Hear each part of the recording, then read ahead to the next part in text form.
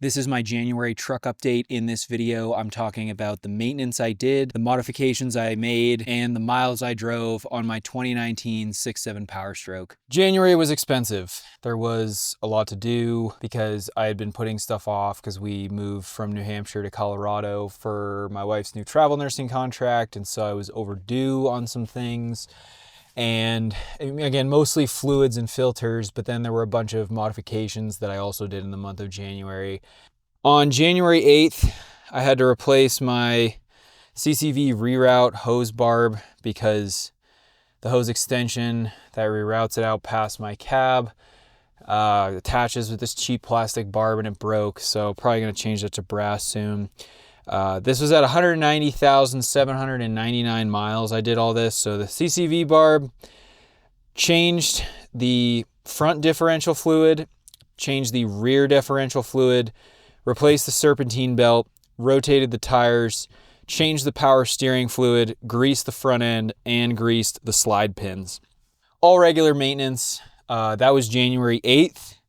January 14th, I changed the oil and filter, drained the fuel water separator, and then I washed the truck with salts gone, which there's another video I'll be posting about that, but trying to basically use this stuff you just spray on and rinse off. Seemingly works pretty well. It's definitely kept my rust to a minimum this season.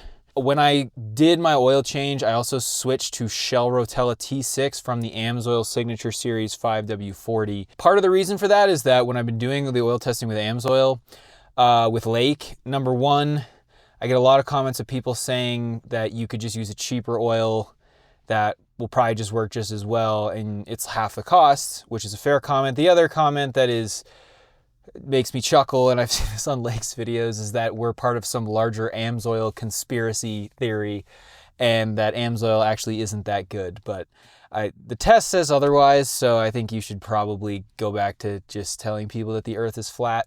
I switched to Shell Rotella T6 this oil change because I want to test that against AMSOIL and see how it does in my truck. Now I know there's a bunch of channels out there that do oil testing and compare oils, Project Farm being one of them, and nothing against that. I think it's cool to kind of see what comes out of the bottle, but I really could care less what the oil does out of the bottle. Like, I want to see what happens when I put it in my engine and run it a few thousand miles, what it does in my engine. So the oil testing I'm going to be doing is trying different brands. So I think after I do probably 3 to 4 like cycles and change intervals of Shell Rotella, someone recommended the Valvoline 5W40, so I'll probably try that. I'll probably try Schaefer's. I'll probably try just some other stuff. So if you have an oil that you like and you think should be part of this test, leave a comment below. And while you're at it, subscribe. Then I went on a bit of a trip, came back, and on January 22nd, I did all 3 fuel filters at 196,440. So that was at about 15,000 miles. And since I've switched to the metal fuel filters, I've just been doing my fuel filters every 15,000 miles because I don't know, I don't worry about the plastic one breaking as much as I used to, the plastic OEM upper fuel filter. January 25th, this was a big day for doing modifications also. So there'll be some mods mixed in here. I actually bought the Synergy steering alignment plates, and so I did a tape measure alignment and replaced the Ninja washers on my tie rod. So we just did toe.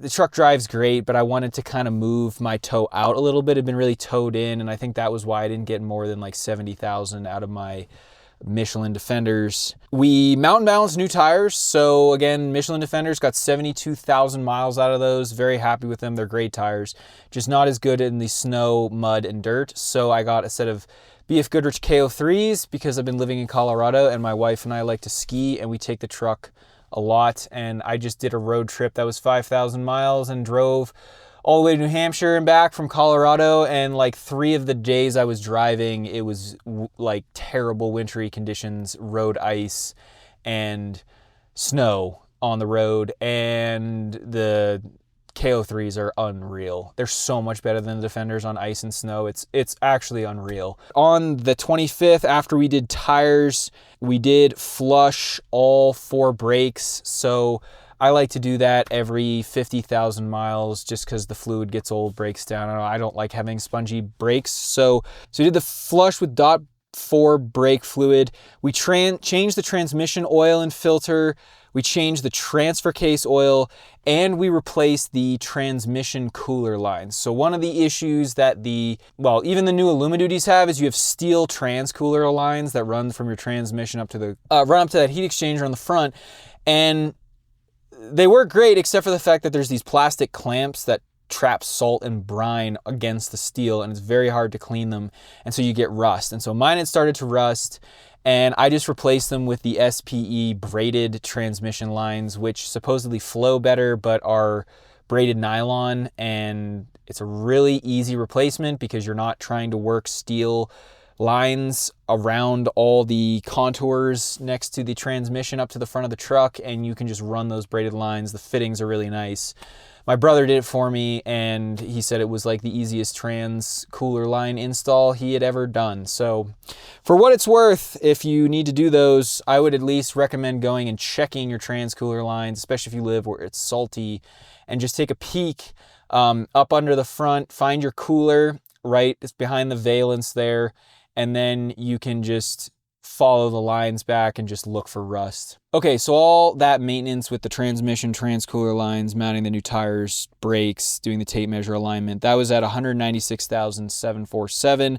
At $197,095, I installed the Fox reservoir shocks with custom tuning from AccuTune Suspension, and I have 2 videos coming out with them that I am very excited to share, so be sure you have notifications turned on. And here we have our mileage currently for this update, 202,189 miles. Thank you so much for watching. I hope you found this video helpful.